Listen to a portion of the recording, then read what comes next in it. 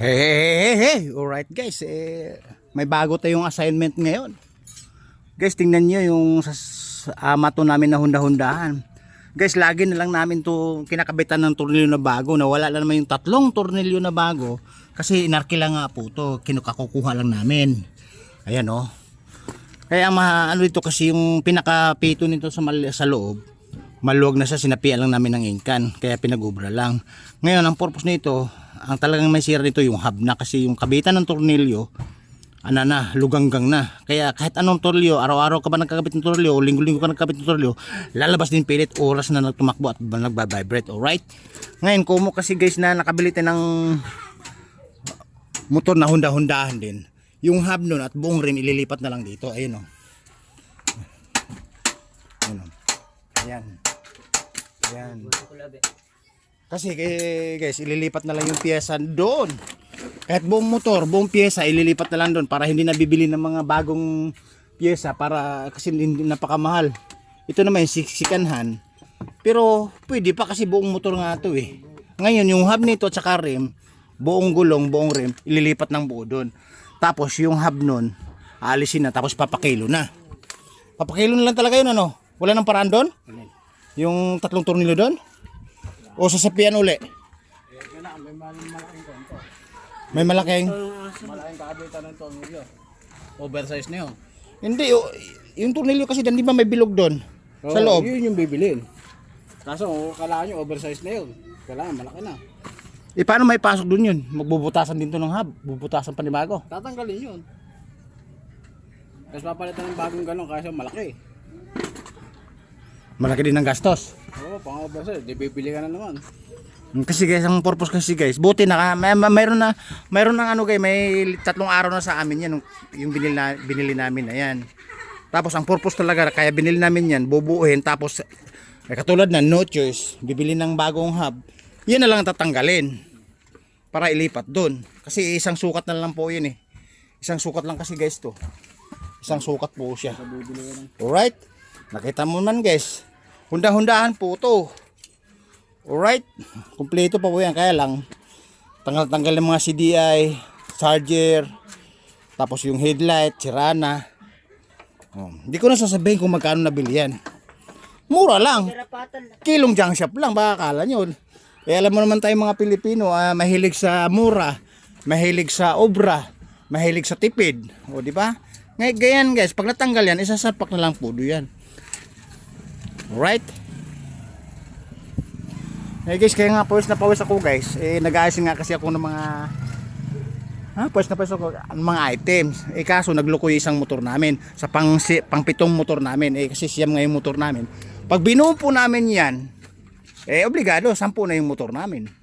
Kasi obligado patakbuhin yan, bibilhan mo na bagong pyesa, bagong unit na ibang pyesa para tumakbo po yan. Kaya lang no choice, nasira nga yung isang hunda-hundahan namin, ililipat muna doon sa nasira. Alright, ganun naman talaga ang purpose, kasi para makatipid ka, para hindi ka nang bibili ng brand new. Sakit na naman sa bulsa, butas na naman yung bulsa.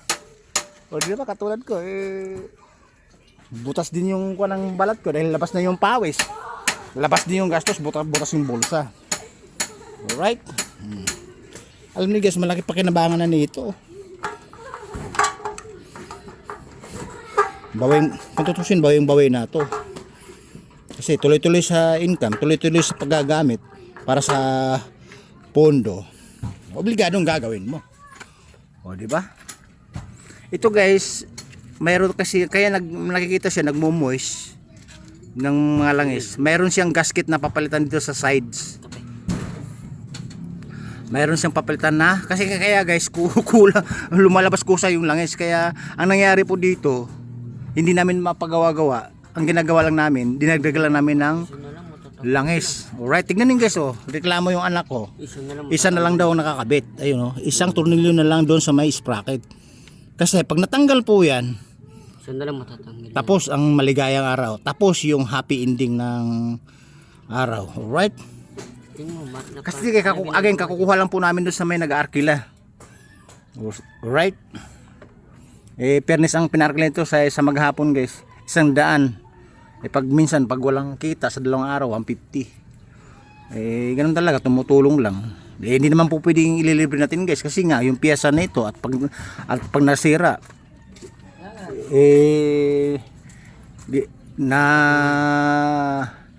inabunuhan namin, ginagastusan namin. Sira, papalitan, gagawin. Ganda ng medyas niya. Okay guys, ang nanay nito ang ano, yung nanay magulang niya nag-arkila nito. Asa ba yung nanay tatay mo? Ha? Andun, tulog? Hindi, trabaho. Trabaho? Sabihin mo sa nanay mo, ipa-vulcanize namin yan tapos gagawin to. Kasi guys, flat pa nga eh. Yung magsalita. Tuloy vulcanize na yan. Para condition na to. Alright. Ano kaya ang ano na ito? Hindi mo magsalita. Yun lang guys, ano, basta yung routine ngayong araw sa hapon na to, again, marami akong ginagawa, mga items para sa biyahe deliver bukas Makalawa. Ayan, mga ngalahati naman para sagad sa bubong.